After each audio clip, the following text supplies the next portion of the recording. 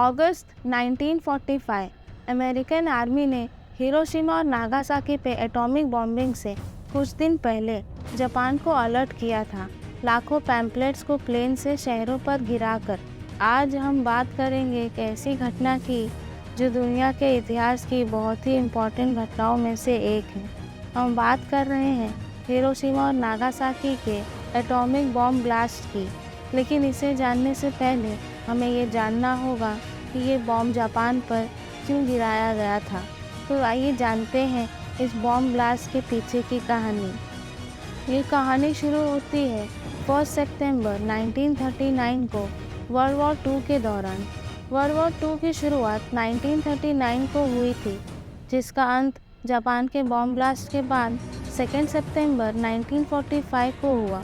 उस वक्त जापान एक तेज़ी से उभरता हुआ देश था, लेकिन उनके पास अपनी ग्रोथ को संभालने के लिए ज़रूरी रिसोर्सेज नहीं थे। इसलिए जापान ने सोचा कि साउथ ईस्ट एशिया और पैसिफिक के कुछ हिस्सों को अपने कंट्रोल में लेके वो ज़रूरी रिसोर्सेज हासिल करे। पर इससे कुछ देश खुश नहीं थे और जापान को उनसे दुश्मनी मोल लेनी पड़ी, जिसमें से एक मेजर नाम यूएसए का आता है। जब जापान चाइना में अपनी हरकतों की वजह से देशों द्वारा बनाए गए इकोनॉमिक सैंक्शंस का सामना कर रहा था, तब अमेरिका ने जापान पर एक ऑयल एम्बार्गो लगा दिया। ऑयल एम्बार्गो का मतलब है एक ऐसी सिचुएशन जहां देश अपने ऑयल्स जैसे कि पेट्रोल, डीजल एक्सेट्रा के इंपोर्ट और एक्सपोर्ट पर कुछ लिमिट्स या रिस्ट्रिक्शंस लगा देते हैं।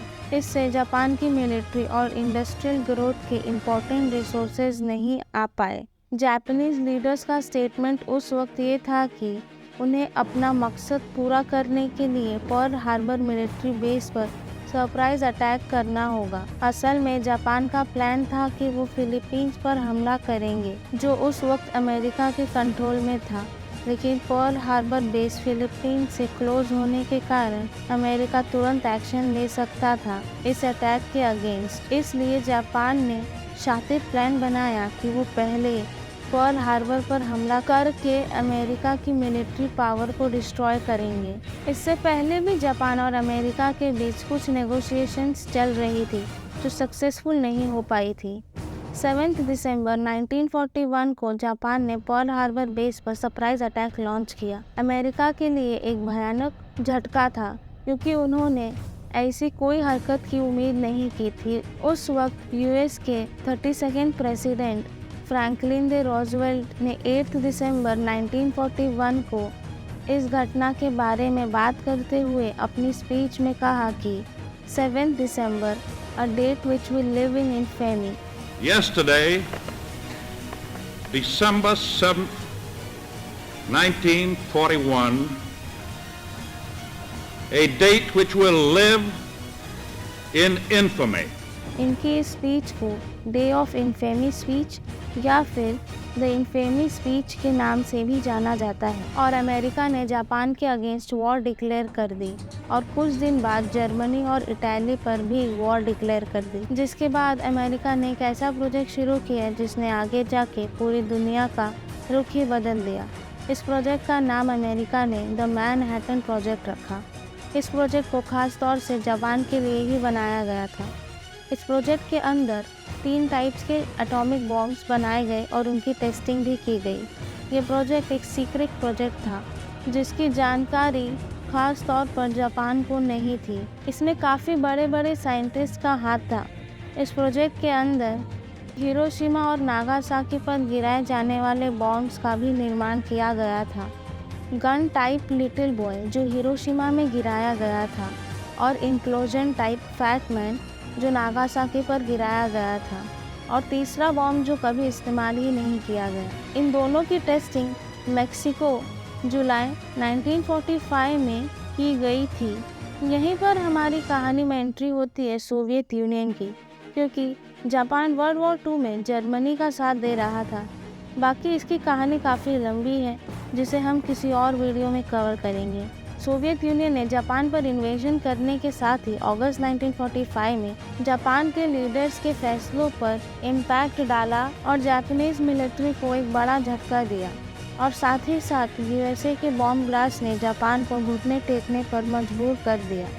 सोवियत यूनियन का जापान पर इन्वेजन होने से कुछ दिनों पहले ही नागासाकी में एटॉमिक बॉम्बिंग किया जाना इस बात पर भी सवाल उठाता था कि क्या ये बॉम्बिंग जापान की हार के लिए ज़रूरी थी, क्योंकि सोवियत इन्वेजन ने पहले ही जापान की मिलिट्री को वीक कर दिया था। कुछ हिस्टोरियंस कहते हैं कि एटॉमिक बॉम्बिंग ज़रूरी नहीं थी और जापान के लीडर्स बिना इसके भी हार मान लेते। हालांकि कुछ लोग इस बात से सहमत नहीं हैं और कहते हैं कि ये बॉम्बिंग जापान के सरेंडर के लिए काफ़ी इम्पोर्टेंट थी। अब हम बात करेंगे उस प्रोपेगेंडा कैंपेन के बारे में जिसे यूनाइटेड स्टेट्स ने जापान को सरेंडर करने पर मजबूर करने की कोशिश की थी। इस कैंपेन में यूएस ने जापान के शहरों में वार्निंग लीफलेट्स के नाम से पैम्पलेट्स बांटे थे, जिसमें हिरोशिमा और नागासाकी भी शामिल था। ये जापानीज लैंग्वेज में लिखे गए थे ताकि जापान के लोग उस समय इसे समझ पाएं। हिरोशिमा पे जो पैम्पलेट्स गिराए गए थे बॉम्बार्डमेंट से पहले, उसे लेमे लीफलेट के नाम से जाना जाता है। इनमें एटॉमिक बॉम्ब गिराए जाने की डायरेक्ट जानकारी नहीं थी। इसे फर्स्ट फेज भी कहा जाता है और उसमें ये भी स्पेसिफाइड नहीं था कि हिरोशिमा और नागासाकी पर ही एटॉमिक बॉम्बिंग होने वाली है। सेकेंड फेज 9 अगस्त को शुरू हुआ था, जिसमें फिर से पैम्पलेट्स गिराए गए थे, जिसमें मशरूम क्लाउड की तस्वीर और सोवियत यूनियन इन्वेजन के बारे में एक मैसेज शामिल था। इसका कंफर्मेशन हमें पता नहीं है, लेकिन लगता है कि ये लीफलेट्स नागासाकी तक एटॉमिक बॉम्ब गिरने के बाद ही पहुंचे थे। अब चलिए जान लेते हैं कि इन लीफलेट्स के अंदर क्या लिखा था। इन पैम्पलेट्स में ये जानकारी भी दी गई थी कि अपने शहरों को छोड़कर लोग सुरक्षित जगह पे या गांव चले जाएं और होने वाले हमलों से दूर रहने की सलाह दी थी। लेकिन इतना काफ़ी नहीं था, क्योंकि कई जापानीज लोग अपना घर और प्रोफेशन छोड़कर जाने के लिए तैयार नहीं थे। अमेरिका के मिलिट्री वेपन्स के बारे में भी जानकारी दी गई थी, लेकिन ये जानकारी जापान को वार्न करने के लिए काफ़ी नहीं थी कि यहाँ पे एटॉमिक बॉम्बिंग्स होने वाली है। पैम्पलेट्स में जापान के हार की मांग और सरेंडर करने की बात लिखी थी और वार्न किया गया कि अगर ये लड़ाई जारी रखी तो उसका अंजाम बहुत ही भयानक होगा। लेकिन जापानी सरकार, सेना और नेता इन तीनों ने सुरक्षा की मांग करने से मना कर दिया और लड़ाई अपने फ़ायदे के लिए जारी रखी। हालांकि पैम्पलेट्स कुछ आगाह करते हैं, लेकिन उन्होंने लोगों को एटॉमिक बॉम्बिंग की सही जानकारी या पूरी जानकारी नहीं दी। USA in short warning leaflets एक प्रोपेगेंडा कैंपेन चला रहा था, जिससे कि वो बाद में ये डिफेंस ले सके कि उसने तो जापान को वार्न किया था। लेकिन असल में यूएसए भी नहीं चाहता था कि जापान को इसके बारे में पता चले। वो चाहता था कि यूएसए के पास अल्टीमेट पावर आ जाए। इसीलिए सोवियत यूनियन का इन्वेजन होने के बावजूद भी उसने 2 दिन पहले ही नागासाकी पर एटॉमिक बॉम्बिंग्स की, जिसकी खास तौर पे कोई ज़रूरत नहीं थी। यूएसए को डर था कि कहीं सोवियत यूनियन उससे बड़ी पावर ना बन जाए। इसीलिए जापान के इस डर के चलते उसने हिरोशिमा और नागासाकी पर एटॉमिक बॉम्बिंग्स की, जिससे चलते किसी भी सरकार को कोई नुकसान नहीं हुआ, लेकिन लाखों लोगों की जान चली गई। उन सिविलियंस की जिंदगी के साथ इन लोगों ने खिलवाड़ किया। अमेरिका के president Harry S Trueman, UK के प्राइम मिनिस्टर विंस्टन चर्चिल और चाइना की चेयरमैन चियांग काई शुक ने एक अल्टीमेटम इशू किया था 26 जुलाई 1945 को जापान के सरेंडर के लिए, जिसे हम पोट्सडाम डिक्लेरेशन के नाम से जानते हैं। और इसमें कहा गया था कि अगर जापान ने घुटने नहीं टेके तो उसे प्रॉम्प्ट एंड अटर डिस्ट्रक्शन का सामना करना पड़ेगा। वार्निंग लीफलेट्स में एटॉमिक बॉम्बिंग के बारे में कोई भी बातें बताई नहीं गई थी। इनमें से सिर्फ ये कहा गया था कि जापान को सरेंडर कर देना चाहिए, वरना उसे तबाही का सामना करना पड़ेगा। कुछ लोगों का मानना है कि ये लीफलेट्स जापान के शासन के द्वारा गंभीरता से लिए ही नहीं गए थे। दोस्तों, 6 अगस्त 1945 को यूएस ने हिरोशिमा शहर पर एक एटॉमिक बॉम्ब, जिसे लिटिल बॉय नाम दिया गया था, वो गिरा दिया। इस शहर में लगभग 3,50,000 लोग थे और इस बॉम्ब के गिरने के तुरंत बाद 70,000 लोगों की मौत हो गई, जिनमें से कई लोग बाद में रेडिएशन से सिकनेस से मारे गए। रेडिएशन से सिकनेस का मतलब ये है जो रेडियो एक्टिव एलिमेंट से निकलती है जो न्यूक्लियर वेपन्स में इस्तेमाल किया जाता है, जैसे कि यूरेनियम 235 या प्लूटोनियम 239, जिसके चलते हार्मफुल रेडिएशंस जैसे कि गामा रेज निकलती हैं, जिसके एक्सपोजर के साथ साथ काफी बीमारियों का खतरा हो जाता है। फिर 3 दिन बाद 9 अगस्त 1945 को यूनाइटेड स्टेट्स ने नागासाकी शहर पर दूसरा एटॉमिक बॉम्ब, जिसे फैट मैन का कोड नेम दिया गया था, वो भी गिरा दिया। शहर में लगभग 2,40,000 लोग थे और बॉम्ब फटने के तुरंत बाद ही 40,000 लोगों की मौत तुरंत ऑन द स्पॉट हो गई। ये धमाके धरती के लिए भयानक थे, पर इसका असर आसमान पर भी दिखा। इन धमाकों में काफी बड़ी मात्रा में एनर्जी रिलीज हुई, जो हिरोशिमा के बम में लगभग 20,000 टन और नागासाकी के बम में 21,000 टन TNT के बराबर है। से काफी मात्रा में हीट एनर्जी भी रिलीज हुई, जिसने एनवायरनमेंट को काफी ज्यादा गर्म कर दिया था। मशरूम क्लाउड, जो हीट एनर्जी का गोला बना, जो तेजी से ऊपर उठा और बाद में फैलता हुआ एक ताकतवर झटका, जिसे शॉक वेव कहते हैं, उसमें बदल गया। इससे बड़ी मात्रा में रेडियो एक्टिव स्पीशीज को भी आसमान में छोड़ दिया गया, जो हवा के साथ फैल गई।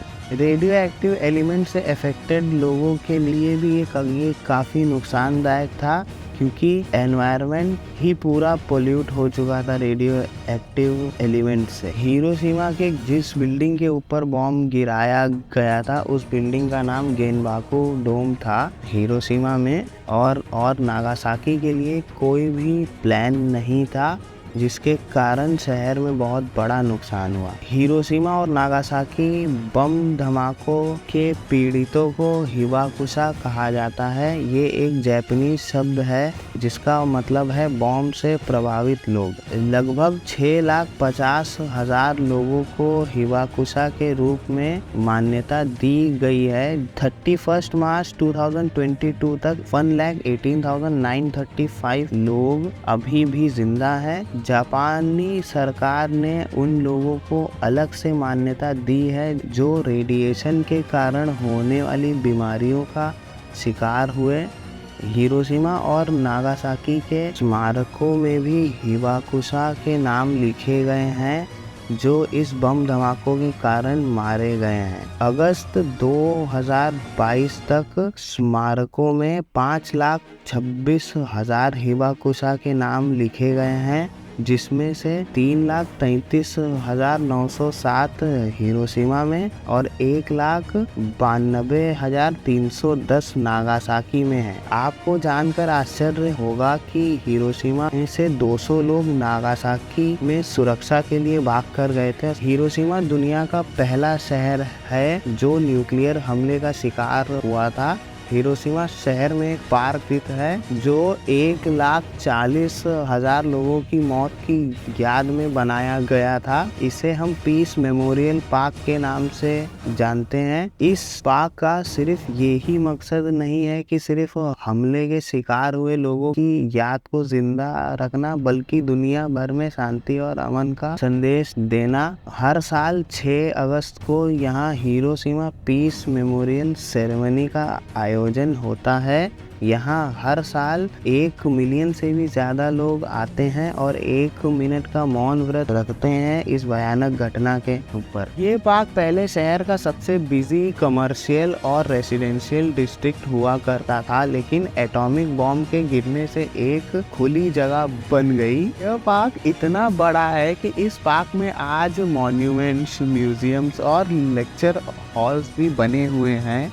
इस पार्क में एक पीस फ्लेम भी है, एक सिंबल के तौर पर, जो ये सिखाती है लोगों को जो बॉम्ब के शिकार हुए लोगों की याद को जिंदा रखते हुए जलाई गई थी। ये फ्लेम 1964 में जलाई गई थी और जब तक दुनिया में कोई भी न्यूक्लियर बॉम्ब मौजूद है और दुनिया को खतरा है, उस न्यूक्लियर बॉम्ब से ये फ्लेम जलती रहेगी। दोस्तों, अगर जापानी सरकार नागरिकों को शहर से बाहर निकलवाने में सफल होती तो भी एटॉमिक बम धमाका या न्यूक्लियर बॉम्ब धमाके ने बड़ी तबाही मचा दी थी, जिसमें बहुत से लोगों की जान जा सकती थी, क्योंकि ये धमाका बहुत बड़ा था और इसके चलते पैदा हुई सिचुएशन भी कुछ कम भयानक नहीं। आज जापान एक प्रोग्रेसिव और टेक्नोलॉजिकल एडवांसमेंट वाला देश है, जिसके पास स्ट्रॉन्ग इकोनॉमी और आज भी कल्चरल वैल्यूज जिंदा हैं। बॉम्ब धमाकों के बाद के सालों में जापान ने अपने नागरिकों के लिए इंफ्रास्ट्रक्चरल डेवलपमेंट किया, फाइनेंशियल और इकोनॉमिकल सेक्टर को भी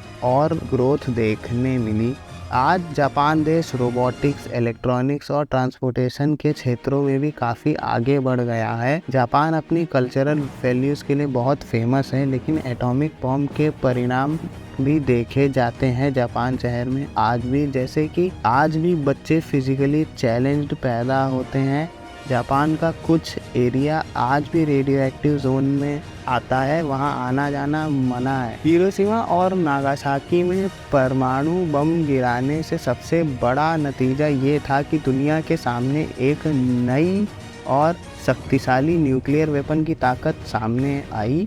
लोगों को न्यूक्लियर वेपन से होने वाली तबाही के बारे में पता चला और आज कोई भी नहीं चाहेगा कि न्यूक्लियर वेपन का इस्तेमाल हो। हिरोशिमा और नागासाकी के लोग आज भी इस हमले को याद कर कर दहल जाते हैं और सारी दुनिया को इस हमले से एक सीख लेनी चाहिए। शांति और समझदारी ही हमारे लिए सबसे बेहतर ऑप्शन है। उम्मीद है आपको ये वीडियो पसंद आई होगी। थैंक यू, धन्यवाद।